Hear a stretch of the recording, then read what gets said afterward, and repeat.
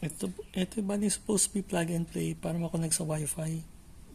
So, nakagamit ako nito dati isang ganyang klase. Gumagana naman. Yung problema lang sa katagalan nasira to. So, di na gumana. So, testing natin ngayon kung gagana siya. Kung makikita niyo yung laptop na to, ito yung internet, yung network connection.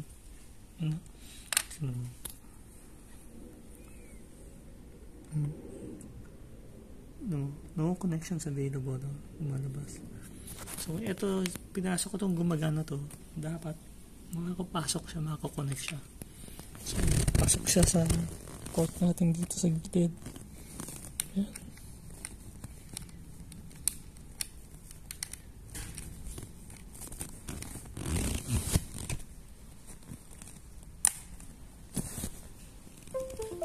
Tumunog.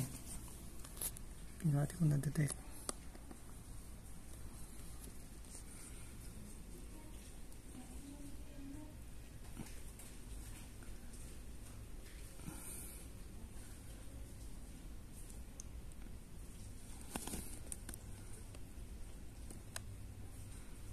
Yan, no connections available pa rin.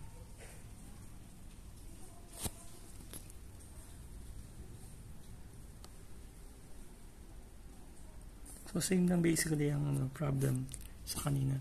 Ang dating gamit ko, pag pinlag ko to, automatic na detect na yung wireless internet namin. Pero ngayon, itong isang nabili ko, kahit na kinabit ko, di niya na-detect. So, walang feedback. So, in essence, wala siyang kwenta.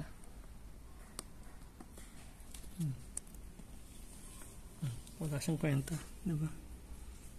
Yung gumagano niya yung tinatawag refresh rate. Diba? So, kitang-kita. So, ayun. So, ayan. Itong nabili kong ganito, hindi siya gumagana basically. Saan ko nabili ito? Sino seller yun?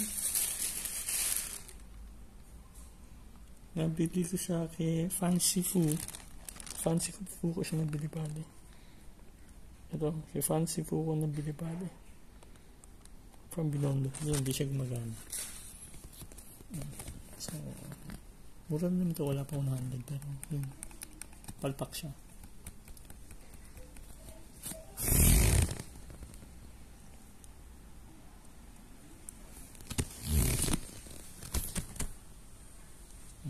Ayun, dito natin na yun. Yung network connection wala. Pero pag wired pwede. So,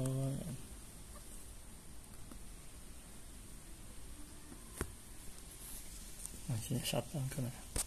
Ayan, so, bottom line, itong dangle, wala ito, palpak. Today is September 11. Palpak itong test na ito.